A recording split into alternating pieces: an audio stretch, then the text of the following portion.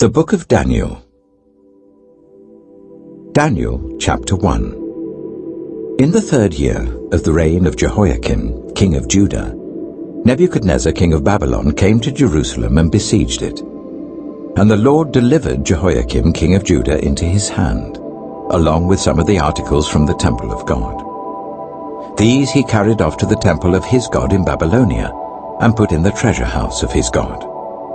Then the king ordered Ashpenaz, chief of his court officials, to bring into the king's service some of the Israelites from the royal family and the nobility, young men without any physical defect, handsome, showing aptitude for every kind of learning, well-informed, quick to understand, and qualified to serve in the king's palace. He was to teach them the language and literature of the Babylonians. The king assigned them a daily amount of food and wine from the king's table. They were to be trained for 3 years, and after that they were to enter the king's service. Among those who were chosen were some from Judah: Daniel, Hananiah, Mishael, and Azariah. The chief official gave them new names.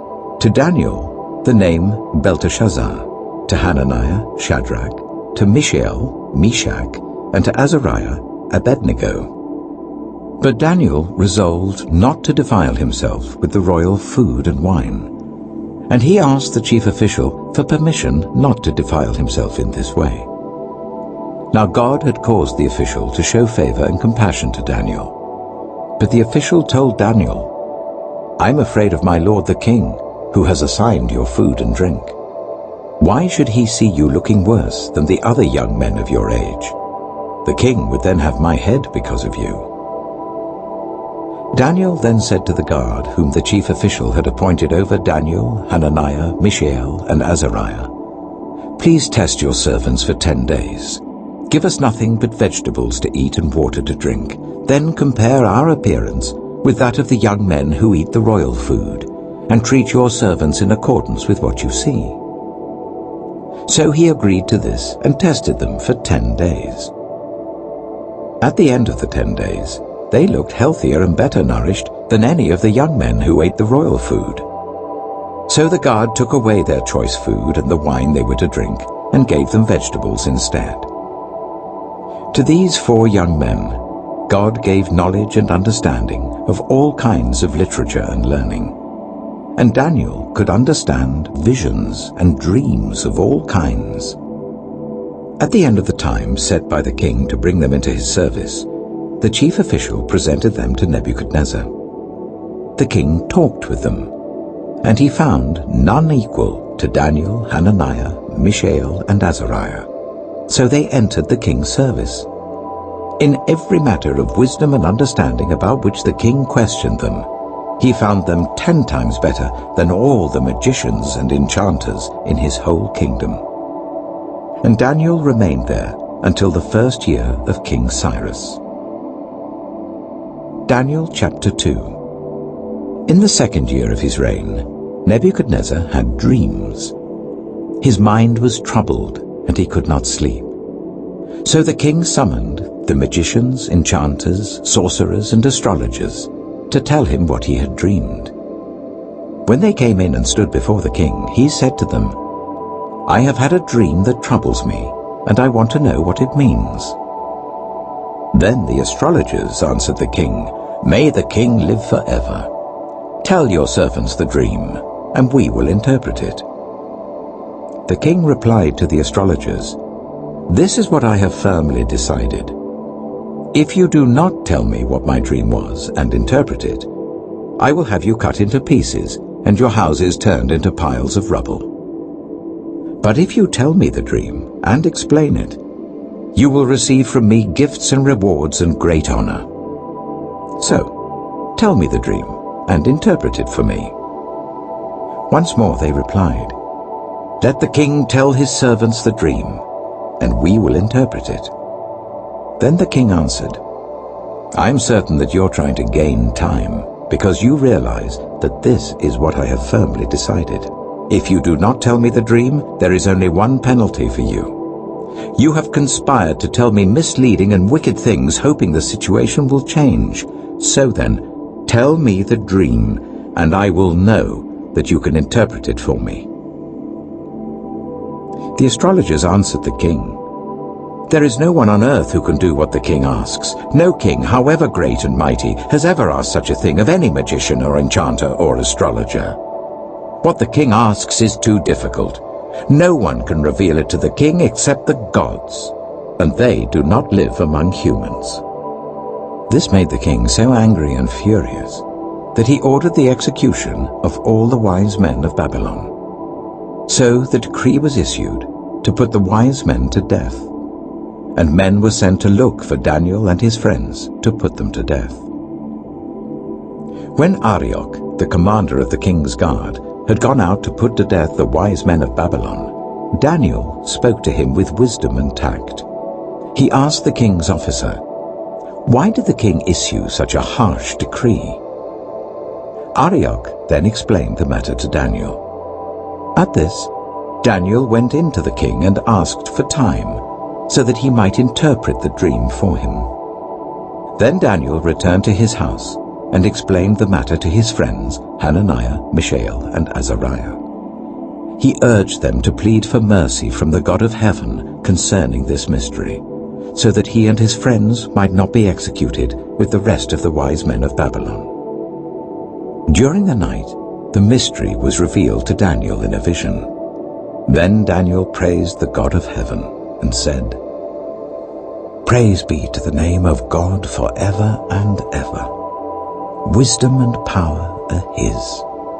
He changes times and seasons. He deposes kings and raises up others. He gives wisdom to the wise and knowledge to the discerning.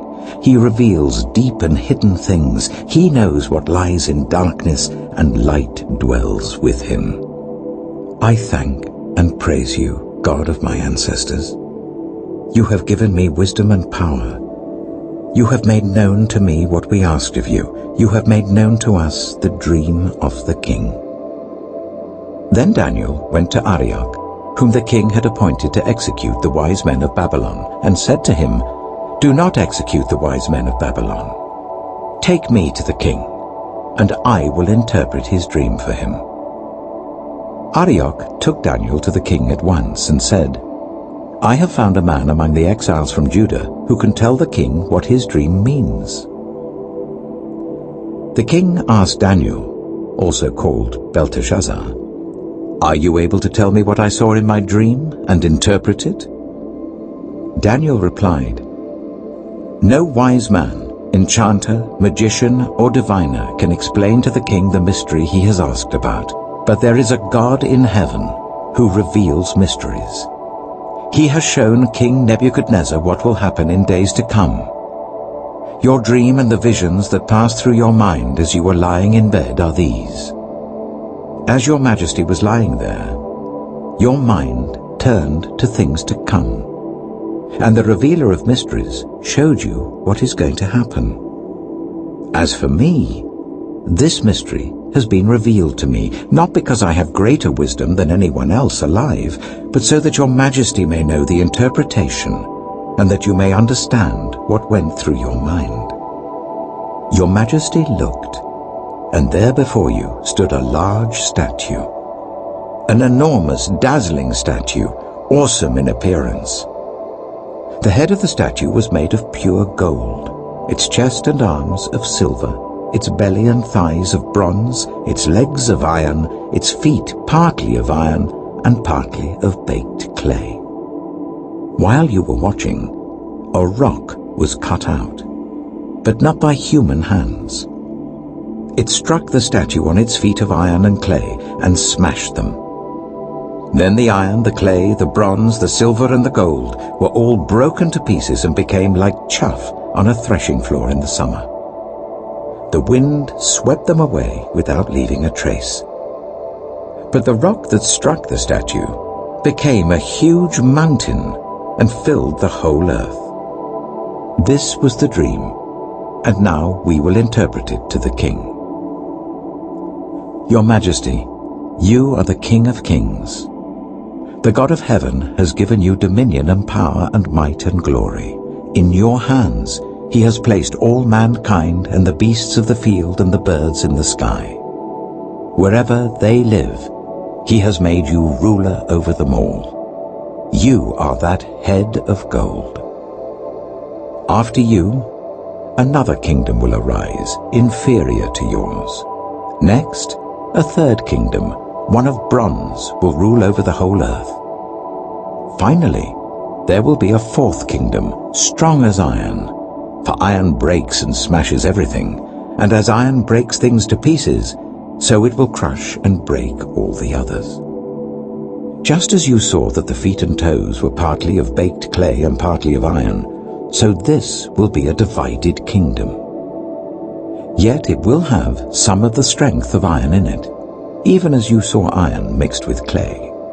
As the toes were partly iron and partly clay, so this kingdom will be partly strong and partly brittle. And just as you saw the iron mixed with baked clay, so the people will be a mixture and will not remain united, any more than iron mixes with clay. In the time of those kings, the God of heaven will set up a kingdom that will never be destroyed, nor will it be left to another people. It will crush all those kingdoms and bring them to an end, but it will itself endure forever. This is the meaning of the vision of the rock cut out of a mountain, but not by human hands, a rock that broke the iron, the bronze, the clay, the silver, and the gold to pieces. The great God has shown the king what will take place in the future. The dream is true, and its interpretation is trustworthy. Then King Nebuchadnezzar fell prostrate before Daniel and paid him honor and ordered that an offering and incense be presented to him. The king said to Daniel, "Surely your God is the God of gods and the Lord of kings and a revealer of mysteries, for you were able to reveal this mystery." Then the king placed Daniel in a high position and lavished many gifts on him. He made him ruler over the entire province of Babylon and placed him in charge of all its wise men. Moreover, at Daniel's request, the king appointed Shadrach, Meshach, and Abednego, chief ministers over the province of Babylon, while Daniel himself remained at the royal court. Daniel chapter 3. King Nebuchadnezzar made an image of gold, 60 cubits high and 6 cubits wide, and set it up on the plain of Dura in the province of Babylon. He then summoned the satraps, prefects, governors, advisers, treasurers, judges, magistrates, and all the other provincial officials to come to the dedication of the image he had set up. So the satraps, prefects, governors, advisers, treasurers, judges, magistrates, and all the other provincial officials assembled for the dedication of the image that King Nebuchadnezzar had set up, and they stood before it. Then the herald loudly proclaimed, "Nations and peoples of every language, this is what you are commanded to do. As soon as you hear the sound of the horn, flute, zither, lyre, harp, pipe, and all kinds of music, you must fall down and worship the image of gold that King Nebuchadnezzar has set up. Whoever does not fall down and worship will immediately be thrown into a blazing furnace." Therefore, as soon as they heard the sound of the horn, flute, zither, lyre, harp, and all kinds of music, all the nations and peoples of every language fell down and worshipped the image of gold that King Nebuchadnezzar had set up. At this time, some astrologers came forward and denounced the Jews. They said to King Nebuchadnezzar, "May the king live forever. Your Majesty has issued a decree that everyone who hears the sound of the horn, flute, zither, lyre, harp, pipe, and all kinds of music must fall down and worship the image of gold, and that whoever does not fall down and worship will be thrown into a blazing furnace. But there are some Jews whom you have set over the affairs of the province of Babylon, Shadrach, Meshach, and Abednego, who pay no attention to you, your Majesty. They neither serve your gods nor worship the image of gold you have set up." Furious with rage, Nebuchadnezzar summoned Shadrach, Meshach, and Abednego. So these men were brought before the king. And Nebuchadnezzar said to them, "Is it true, Shadrach, Meshach, and Abednego, that you do not serve my gods or worship the image of gold I have set up?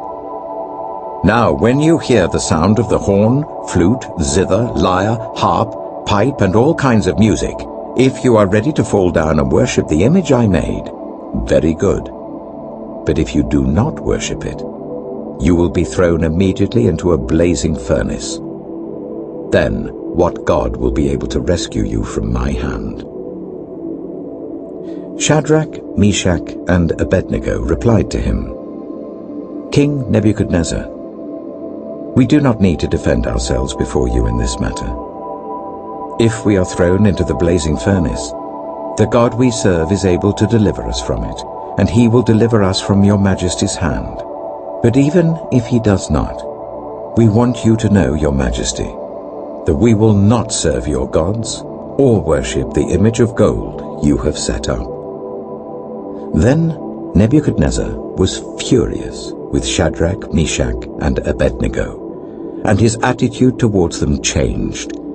He ordered the furnace to be heated 7 times hotter than usual, and commanded some of the strongest soldiers in his army to tie up Shadrach, Meshach, and Abednego and throw them into the blazing furnace.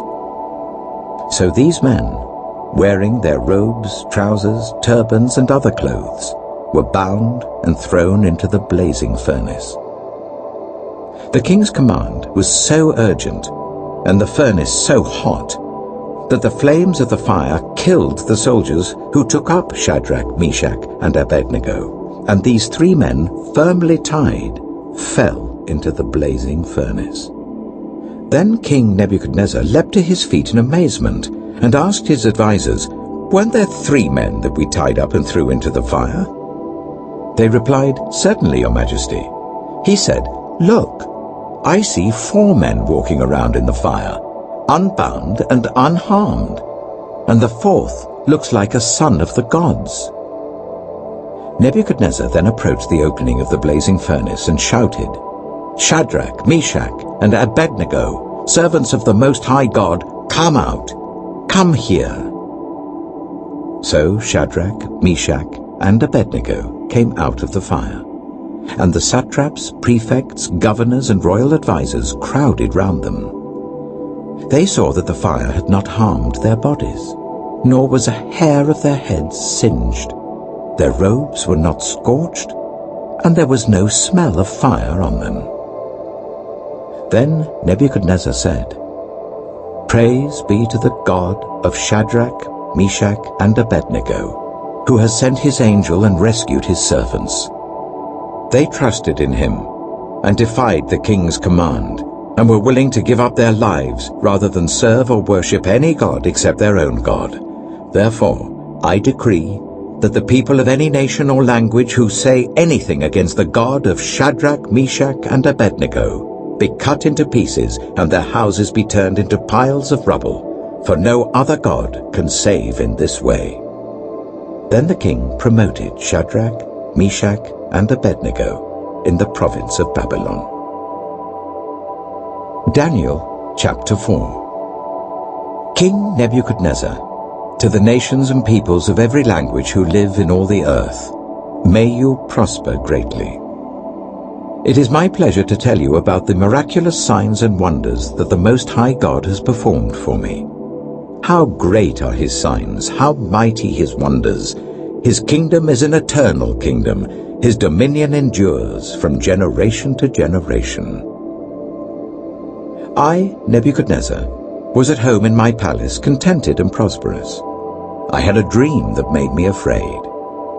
As I was lying in bed, the images and visions that passed through my mind terrified me. So I commanded that all the wise men of Babylon be brought before me to interpret the dream for me. When the magicians, enchanters, astrologers, and diviners came, I told them the dream, but they could not interpret it for me. Finally, Daniel came into my presence, and I told him the dream. He is called Belteshazzar, after the name of my God, and the spirit of the holy gods is in him.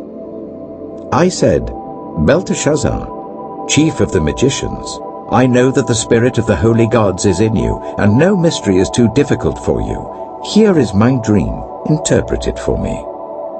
These are the visions I saw while lying in bed.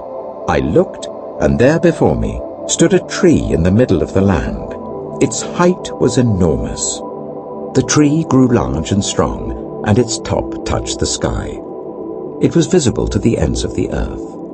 Its leaves were beautiful, its fruit abundant, and on it was food for all. Under it, the wild animals found shelter, and the birds lived in its branches. From it, every creature was fed.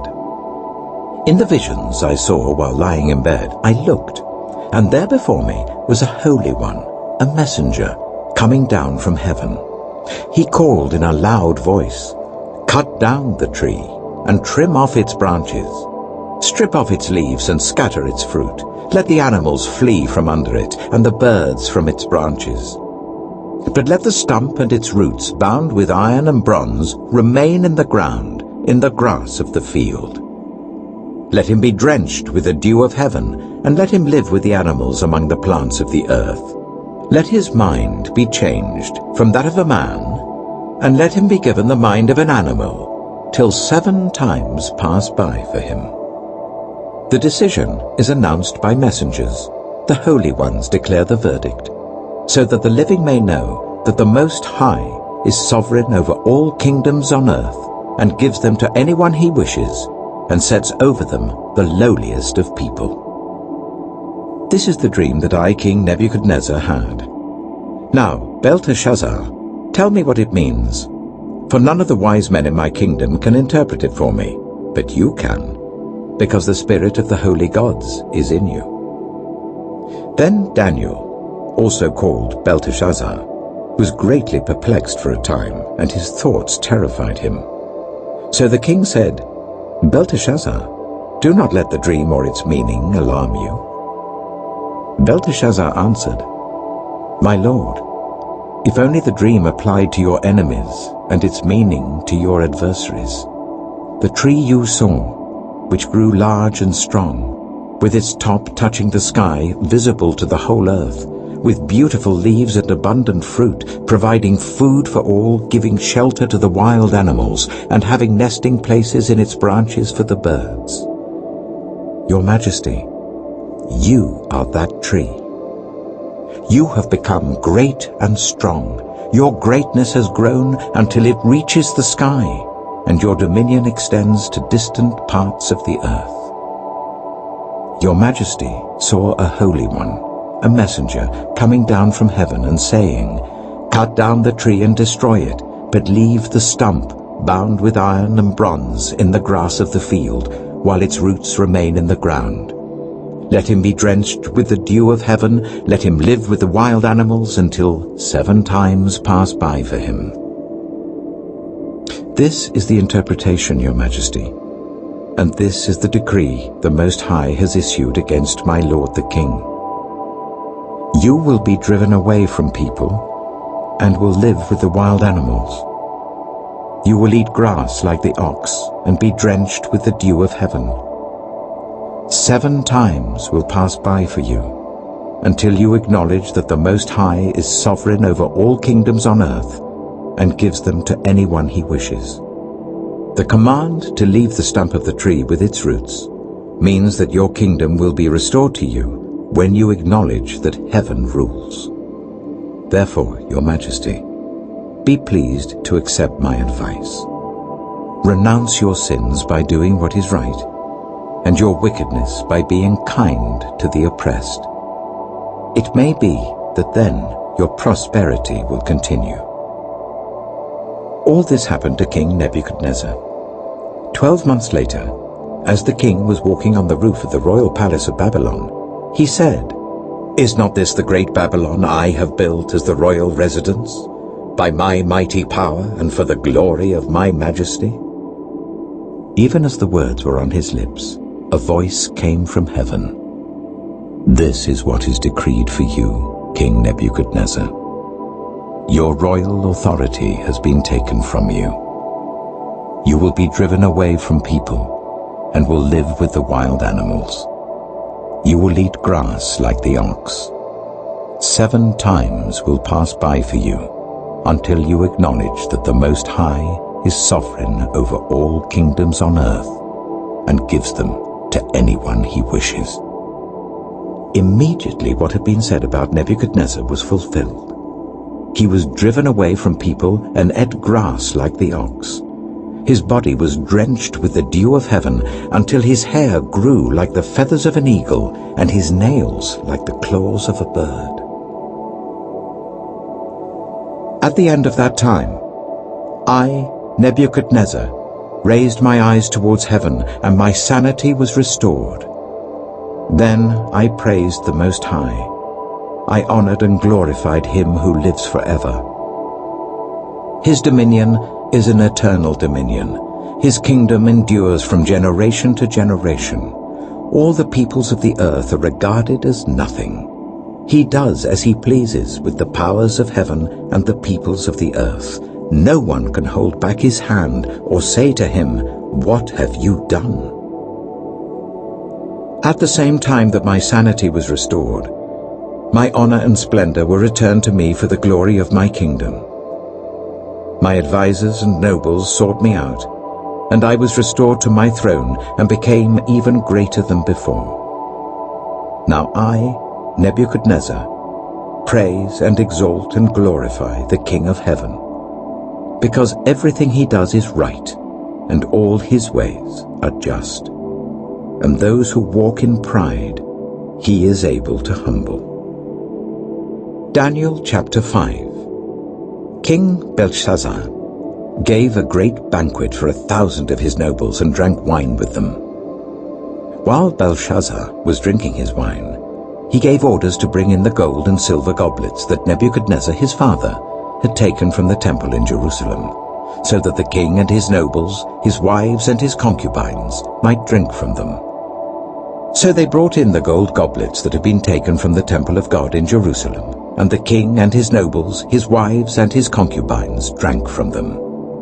As they drank the wine, they praised the gods of gold and silver, of bronze, iron, wood, and stone. Suddenly, the fingers of a human hand appeared and wrote on the plaster of the wall near the lampstand in the royal palace. The king watched the hand as it wrote. His face turned pale, and he was so frightened that his legs became weak and his knees were knocking. The king summoned the enchanters, astrologers, and diviners. Then he said to these wise men of Babylon, "Whoever reads this writing and tells me what it means will be clothed in purple and have a gold chain placed around his neck, and he will be made the 3rd highest ruler in the kingdom." Then all the king's wise men came in, but they could not read the writing or tell the king what it meant. So King Belshazzar became even more terrified, and his face grew more pale. His nobles were baffled. The queen, hearing the voices of the king and his nobles, came into the banquet hall. "May the king live forever," she said. "Don't be alarmed. Don't look so pale. There is a man in your kingdom who has the spirit of the holy gods in him. In the time of your father he was found to have insight and intelligence and wisdom like that of the gods. Your father, King Nebuchadnezzar, appointed him chief among the magicians, enchanters, astrologers, and diviners. He did this because Daniel, whom the king called Belteshazzar, was found to have a keen mind and knowledge and understanding, and also the ability to interpret dreams, explain riddles, and solve difficult problems. Call for Daniel, and he will tell you what the writing means." So Daniel was brought before the king, and the king said to him, "Are you Daniel, one of the exiles my father the king brought from Judah? I have heard that the spirit of the gods is in you, and that you have insight, intelligence, and outstanding wisdom. The wise men and enchanters were brought before me to read this writing and tell me what it means, but they could not explain it. Now I have heard that you are able to give interpretations and to solve difficult problems. If you can read this writing and tell me what it means, You will be clothed in purple and have a gold chain placed round your neck, and you will be made the third highest ruler in the kingdom." Then Daniel answered the king, "You may keep your gifts for yourself and give your rewards to someone else. Nevertheless, I will read the writing for the king and tell him what it means. Your Majesty, the Most High God gave your father Nebuchadnezzar sovereignty and greatness and glory and splendor. Because of the high position he gave him, all the nations and peoples of every language dreaded and feared him. Those the king wanted to put to death, he put to death. Those he wanted to spare, he spared. Those he wanted to promote, he promoted. And those he wanted to humble, he humbled. But when his heart became arrogant and hardened with pride, he was deposed from his royal throne and stripped of his glory. He was driven away from the people and given the mind of an animal. He lived with the wild donkeys and ate grass like the ox, and his body was drenched with the dew of heaven, until he acknowledged that the Most High God is sovereign over all kingdoms on earth and sets over them anyone he wishes. But you, Belshazzar, his son, have not humbled yourself, though you knew all this. Instead, you have set yourself up against the Lord of heaven. You had the goblets from his temple brought to you, and you and your nobles, your wives and your concubines drank wine from them. You praised the gods of silver and gold, of bronze, iron, wood and stone, which cannot see or hear or understand. But you did not honor the God who holds in his hand your life and all your ways. Therefore, he sent the hand that wrote the inscription. This is the inscription that was written: Mene, Mene, Tekel, Parsin. Here is what these words mean. Mene. God has numbered the days of your reign and brought it to an end. Tekel. You have been weighed on the scales and found wanting. Pires. Your kingdom is divided and given to the Medes and Persians. Then, at Belshazzar's command, Daniel was clothed in purple. A gold chain was placed round his neck, and he was proclaimed the third highest ruler in the kingdom. That very night, Belshazzar, king of the Babylonians, was slain, and Darius the Mede took over the kingdom at the age of 62. Daniel chapter 6. It pleased Darius to appoint 120 satraps to rule throughout the kingdom, with 3 chief ministers over them, one of whom was Daniel. The satraps were made accountable to them, so that the king might not suffer loss. Now Daniel so distinguished himself among the chief ministers and the satraps by his exceptional qualities, that the king planned to set him over the whole kingdom. At this, the chief ministers and the satraps tried to find grounds for charges against Daniel in his conduct of government affairs, but they were unable to do so. They could find no corruption in him because he was trustworthy and neither corrupt nor negligent. Finally, these men said, "We will never find any basis for charges against this man Daniel, unless it has something to do with the law of his God." So these chief ministers and satraps went as a group to the king and said, "May King Darius live forever. The royal ministers, prefects, satraps, advisors and governors have all agreed that the king should issue an edict and enforce the decree that anyone who prays to any god or human being during the next 30 days, except to you, your majesty, shall be thrown into the lion's den. Now, your majesty, issue the decree and put it in writing so that it cannot be altered, in accordance with the law of the Medes and Persians, which cannot be repealed." So King Darius put the decree in writing. Now when Daniel learned that the decree had been published, he went home to his upstairs room where the windows opened towards Jerusalem. 3 times a day he got down on his knees and prayed, giving thanks to his God, just as he had done before. Then these men went as a group and found Daniel praying and asking God for help. So they went to the king and spoke to him about his royal decree.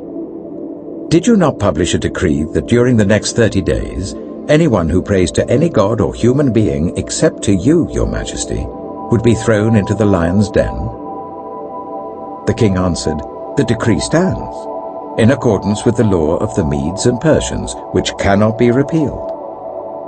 Then they said to the king, "Daniel, who is one of the exiles from Judah, pays no attention to you, your majesty, or to the decree you put in writing.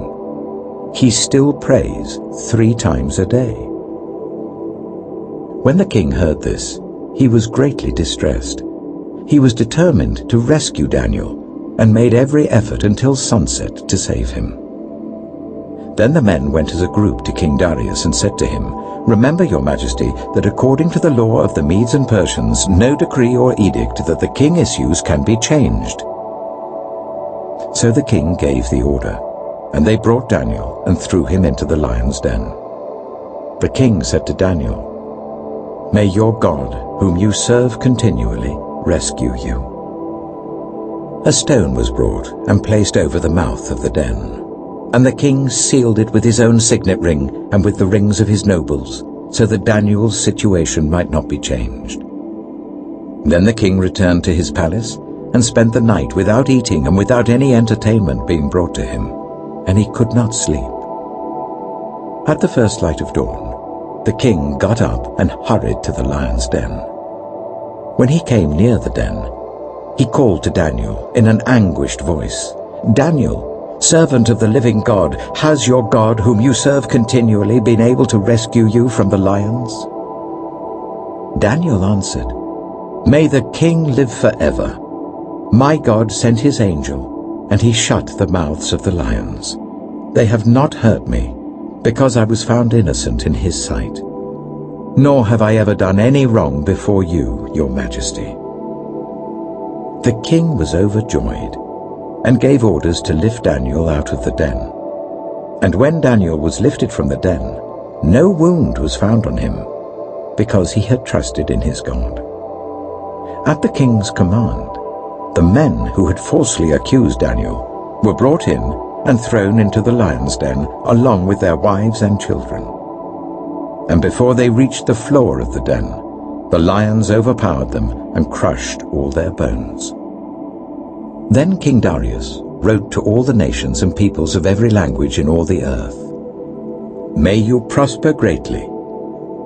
I issue a decree that in every part of my kingdom people must fear and reverence the God of Daniel. For he is the living God, and he endures forever. His kingdom will not be destroyed, his dominion will never end. He rescues and he saves. He performs signs and wonders in the heavens and on the earth. He has rescued Daniel from the power of the lions." So Daniel prospered during the reign of Darius and the reign of Cyrus the Persian. Daniel chapter 7. In the first year of Belshazzar, king of Babylon, Daniel had a dream, and visions passed through his mind as he was lying in bed. He wrote down the substance of his dream.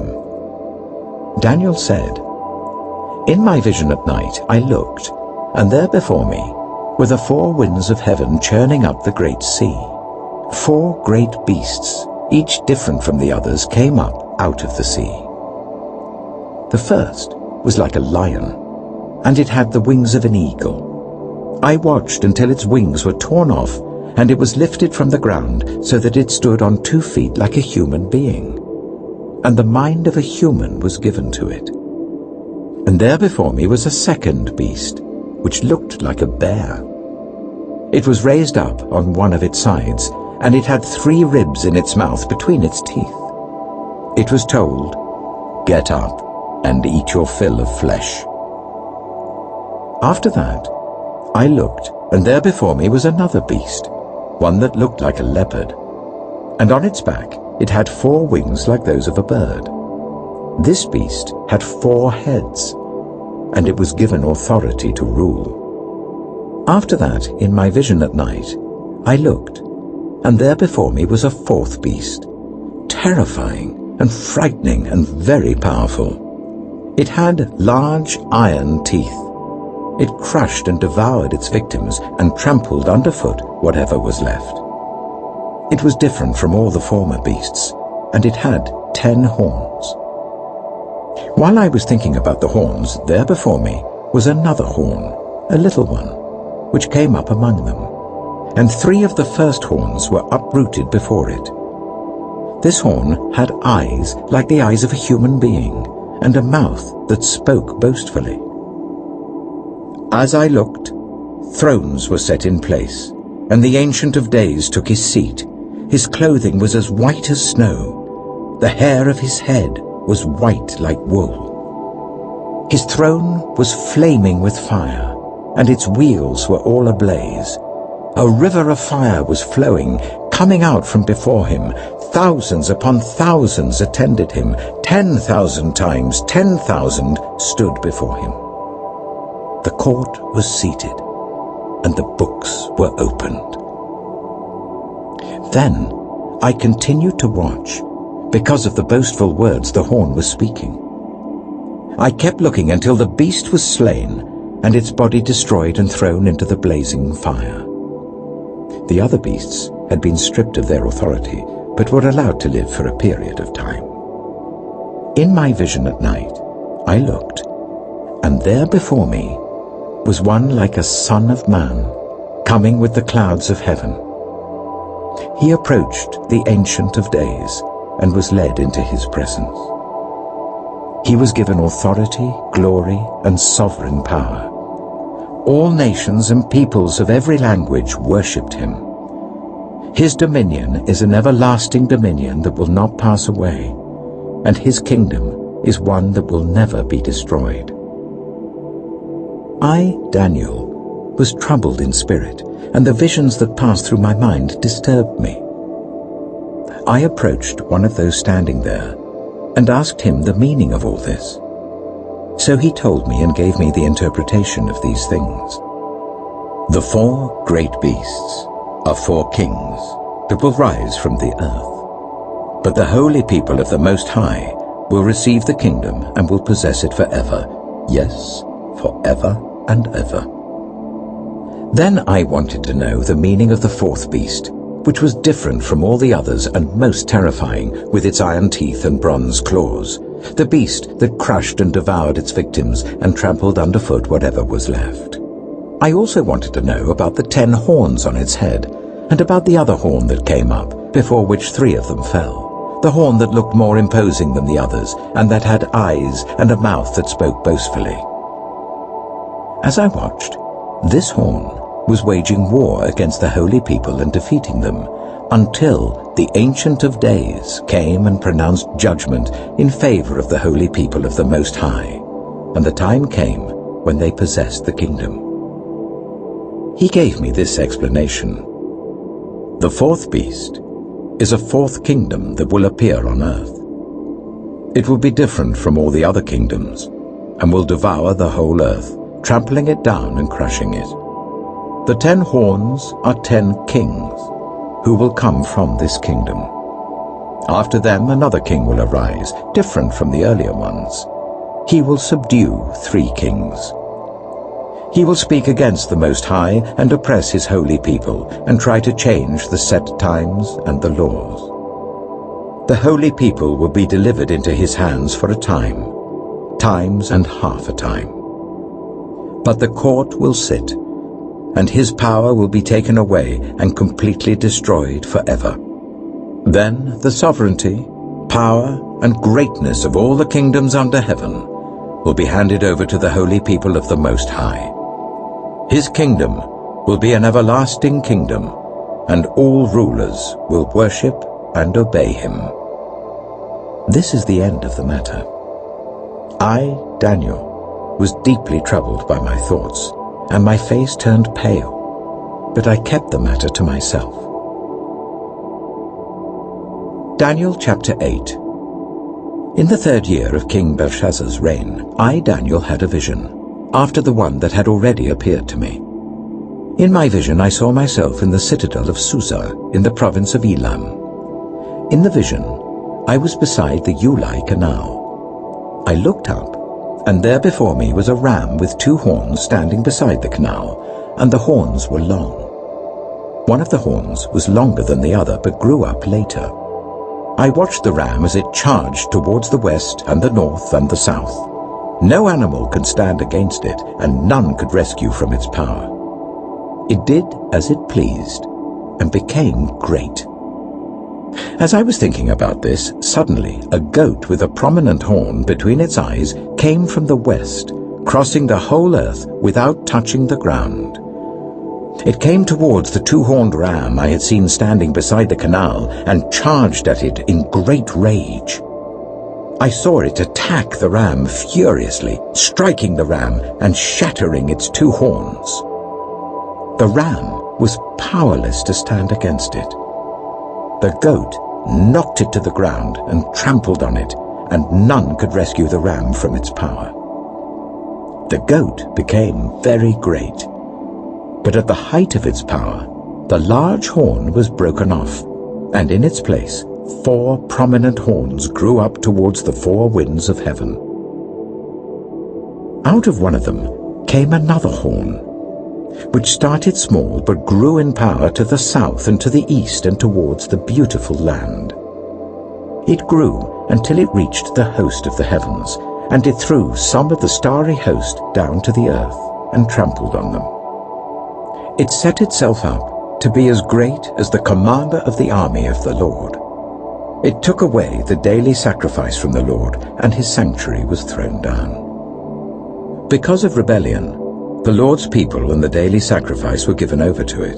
It prospered in everything it did, and truth was thrown to the ground. Then I heard a Holy One speaking, and another Holy One said to him, "How long will it take for the vision to be fulfilled?" The vision concerning the daily sacrifice, the rebellion that causes desolation, the surrender of the sanctuary, and the trampling underfoot of the Lord's people. He said to me, "It will take 2,300 evenings and mornings. Then the sanctuary will be reconsecrated." While I, Daniel, was watching the vision and trying to understand it, there before me stood one who looked like a man. And I heard a man's voice from the Ulai calling, "Gabriel, tell this man the meaning of the vision." As he came near the place where I was standing, I was terrified and fell prostrate. "Son of man," he said to me, "understand that the vision concerns the time of the end." While he was speaking to me, I was in a deep sleep with my face to the ground. Then he touched me and raised me to my feet. He said, "I am going to tell you what will happen later in the time of wrath, because the vision concerns the appointed time of the end. The 2-horned ram that you saw represents the kings of Media and Persia. The shaggy goat is the king of Greece, and the large horn between its eyes is the first king. The 4 horns that replace the one that was broken off represent 4 kingdoms that will emerge from his nation, but will not have the same power.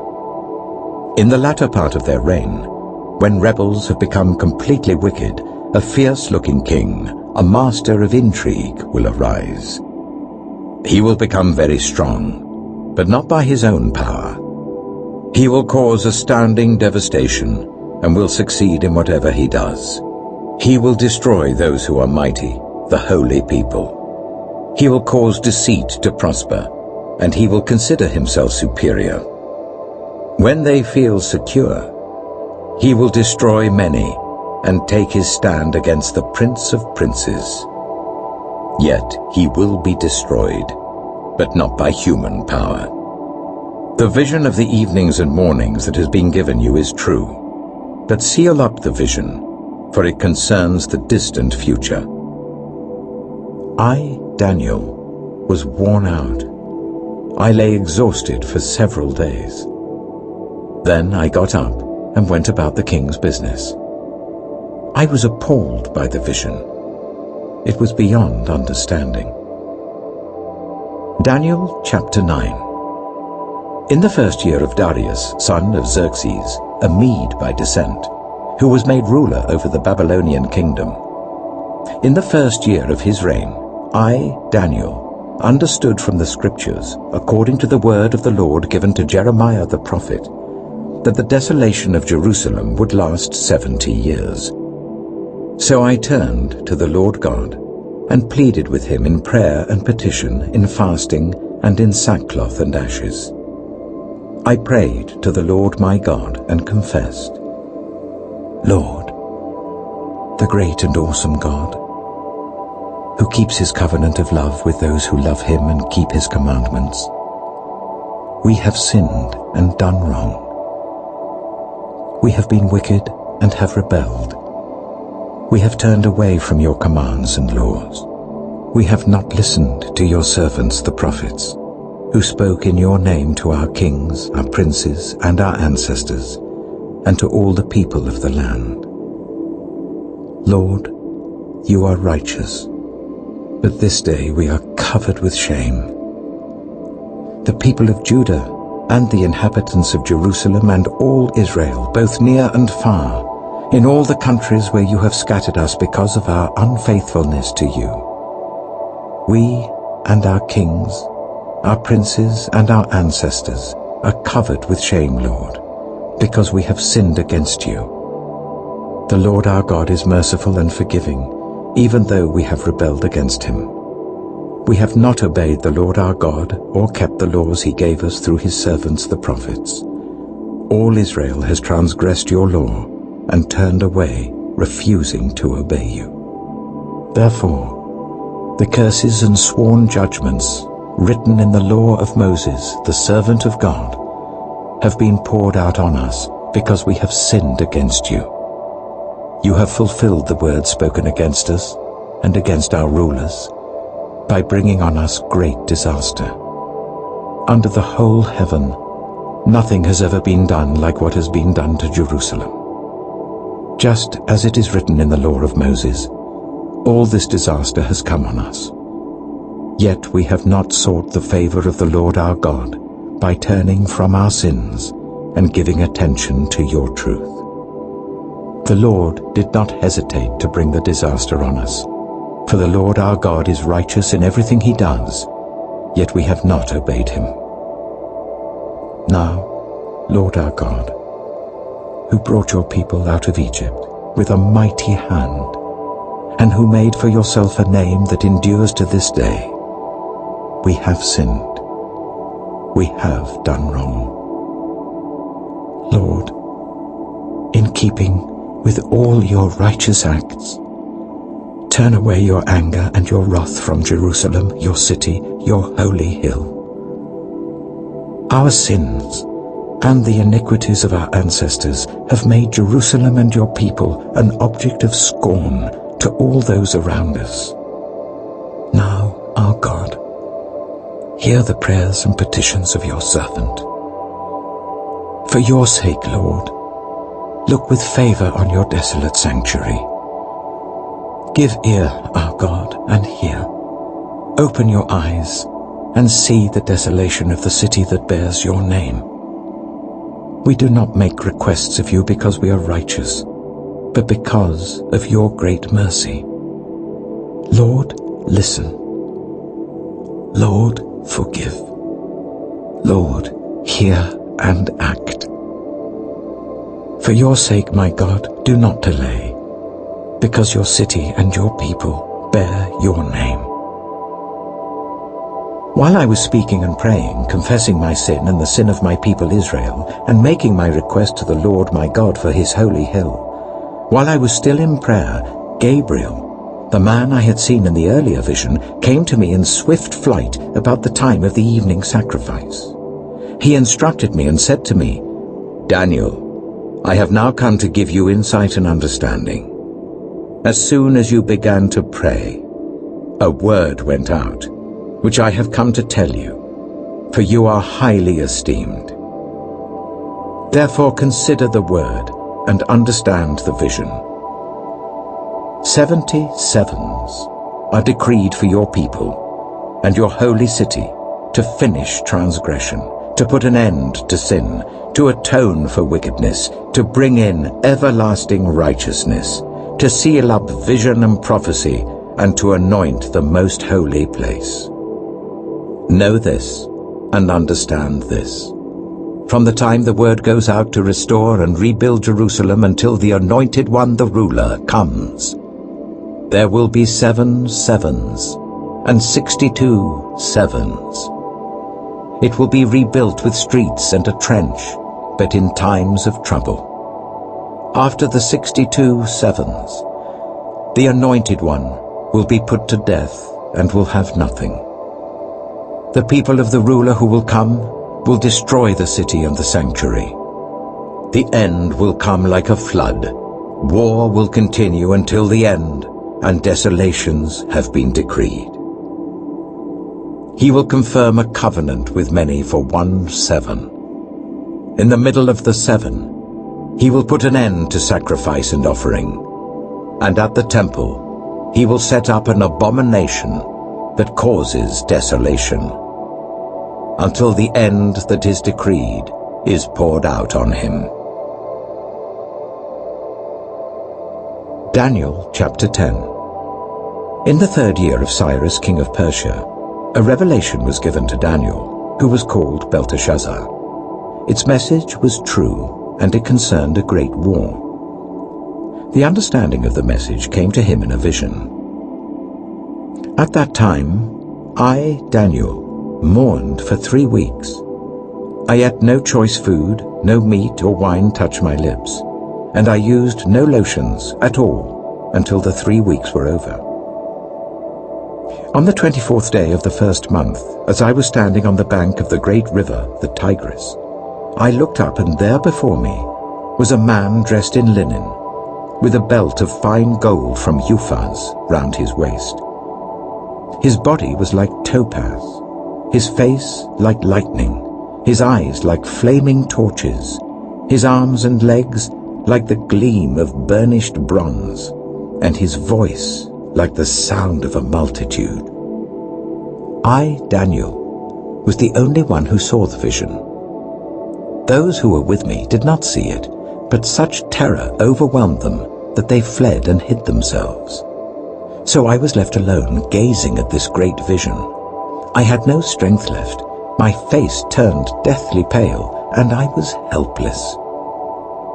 Then I heard him speaking, and as I listened to him, I fell into a deep sleep, my face to the ground. A hand touched me and set me trembling on my hands and knees. He said, "Daniel, you who are highly esteemed, consider carefully the words I am about to speak to you, and stand up, for I have now been sent to you." And when he said this to me, I stood up, trembling. Then he continued, "Do not be afraid, Daniel. Since the first day that you set your mind to gain understanding and to humble yourself before your God, your words were heard, and I have come in response to them. But the prince of the Persian kingdom resisted me 21 days. Then Michael, one of the chief princes, came to help me, because I was detained there with the king of Persia. Now I have come to explain to you what will happen to your people in the future, for the vision concerns a time yet to come." While he was saying this to me, I bowed with my face towards the ground and was speechless. Then one who looked like a man touched my lips, and I opened my mouth and began to speak. I said to the one standing before me, "I am overcome with anguish because of the vision, my lord, and I feel very weak. How can I, your servant, talk with you, my lord? My strength is gone, and I can hardly breathe." Again, the one who looked like a man touched me and gave me strength. "Do not be afraid, you who are highly esteemed," he said. "Peace, be strong now. Be strong." When he spoke to me, I was strengthened, and said, "Speak, my Lord, since you have given me strength." So he said, "Do you know why I have come to you? Soon I will return to fight against the Prince of Persia, and when I go, the Prince of Greece will come. But first I will tell you what is written in the book of truth. No one supports me against them, except Michael, your prince." Daniel chapter 11. And in the first year of Darius the Mede, I took my stand to support and protect him. Now then, I tell you the truth. 3 more kings will arise in Persia, and then a 4th, who will be far richer than all the others. When he has gained power by his wealth, he will stir up everyone against the kingdom of Greece. Then a mighty king will arise, who will rule with great power and do as he pleases. After he has risen, his empire will be broken up and parceled out towards the 4 winds of heaven. It will not go to his descendants, nor will it have the power he exercised, because his empire will be uprooted and given to others. The king of the south will become strong, but one of his commanders will become even stronger than he, and will rule his own kingdom with great power. After some years, they will become allies. The daughter of the king of the south will go to the king of the north to make an alliance, but she will not retain her power, and he and his power will not last. In those days she will be betrayed, together with her royal escort and her father, and the one who supported her. Someone from within her family will arise to take her place. He will attack the forces of the king of the north and enter his fortress. He will fight against them and be victorious. He will also seize their gods, their metal images, and their valuable articles of silver and gold, and carry them off to Egypt. For some years, he will leave the king of the north alone. Then the king of the north will invade the realm of the king of the south, but will retreat to his own country. His sons will prepare for war and assemble a great army, which will sweep on like an irresistible flood and carry the battle as far as his fortress. Then the king of the south will march out in a rage and fight against the king of the north, who will raise a large army, but it will be defeated. When the army is carried off, the king of the south will be filled with pride and will slaughter many thousands. Yet he will not remain triumphant. For the king of the north will muster another army, larger than the first, and after several years he will advance with a huge army, fully equipped. In those times, many will rise against the king of the south. Those who are violent among your own people will rebel in fulfillment of the vision, but without success. Then the king of the north will come and build up siege ramps and will capture a fortified city. The forces of the south will be powerless to resist. Even their best troops will not have the strength to stand. The invader will do as he pleases. No one will be able to stand against him. He will establish himself in the beautiful land and will have the power to destroy it. He will determine to come with the might of his entire kingdom and will make an alliance with the king of the south. And he will give him a daughter in marriage in order to overthrow the kingdom. But his plans will not succeed or help him. Then he will turn his attention to the coastlands and will take many of them, but a commander will put an end to his insolence and will turn his insolence back on him. After this, he will turn back towards the fortresses of his own country, but will stumble and fall, to be seen no more. His successor will send out a tax collector to maintain the royal splendor In a few years, however, he will be destroyed, yet not in anger or in battle. He will be succeeded by a contemptible person who has not been given the honor of royalty. He will invade the kingdom when its people feel secure, and he will seize it through intrigue. Then an overwhelming army will be swept away before him. Both it and a prince of the covenant will be destroyed.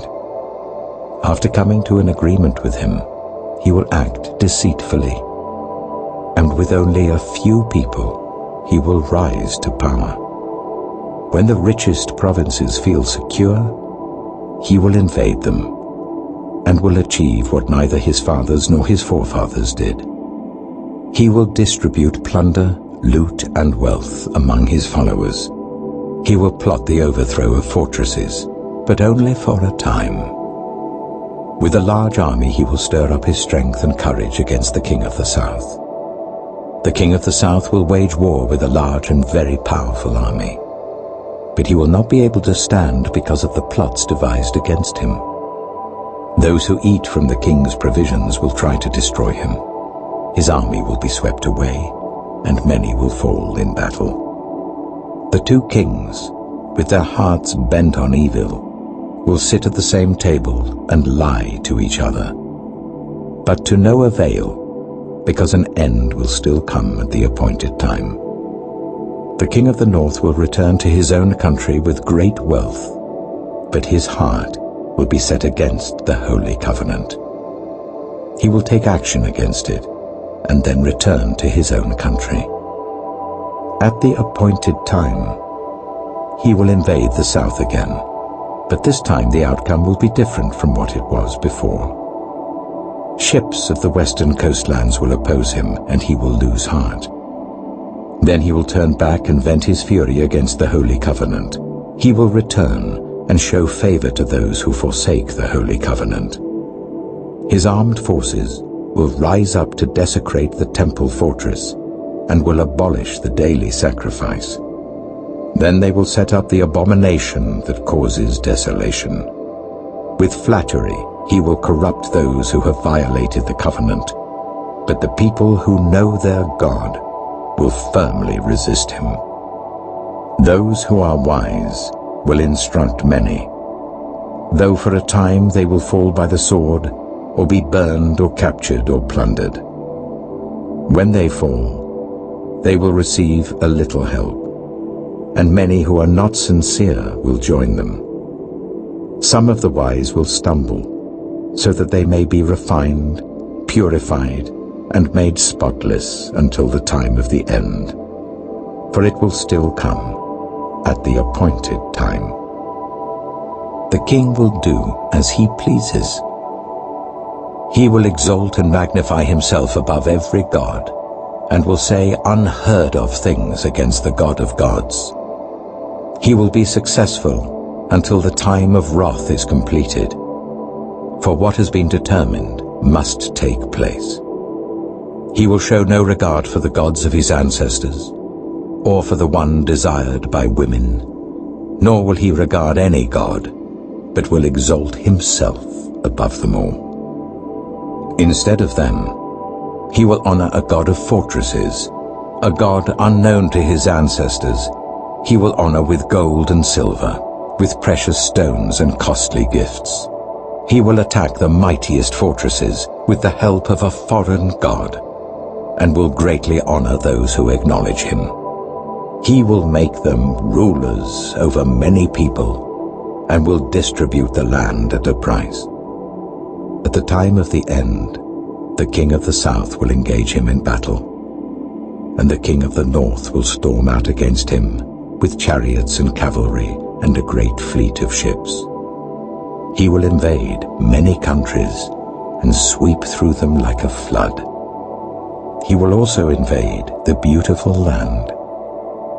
Many countries will fall, but Edom, Moab, and the leaders of Ammon will be delivered from his hand.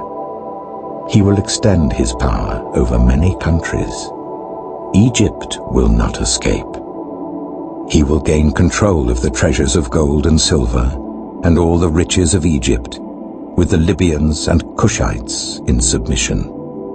But reports from the east and the north will alarm him, and he will set out in a great rage to destroy and annihilate many. He will pitch his royal tents between the seas at the beautiful holy mountain. Yet he will come to his end, and no one will help him. Daniel chapter 12. At that time, Michael, the great prince who protects your people, will arise. There will be a time of distress, such as has not happened from the beginning of nations until then.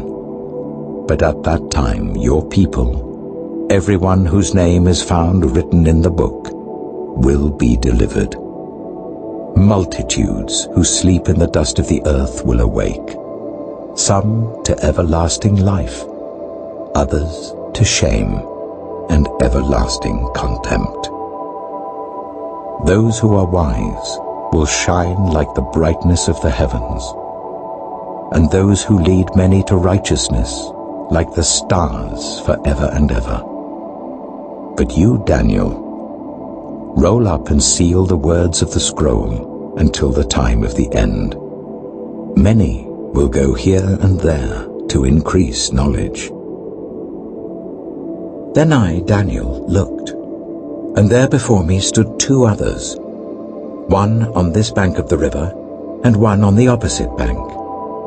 One of them said to the man clothed in linen, who was above the waters of the river, "How long will it be before these astonishing things are fulfilled?"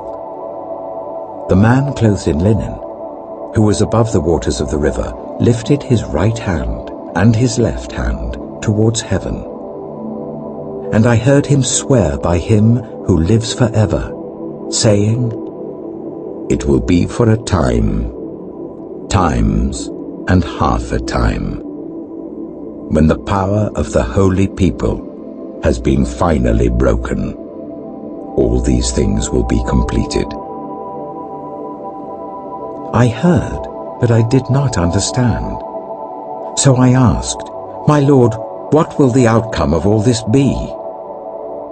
He replied, "Go your way, Daniel, because the words are rolled up and sealed until the time of the end. Many will be purified, made spotless and refined, but the wicked will continue to be wicked. None of the wicked will understand, but those who are wise will understand. From the time that the daily sacrifice is abolished, and the abomination that causes desolation is set up, there will be 1,290 days. Blessed is the one who waits for and reaches the end of the 1,335 days. As for you, go your way till the end. You will rest, and then at the end of the days, you will rise to receive your allotted inheritance.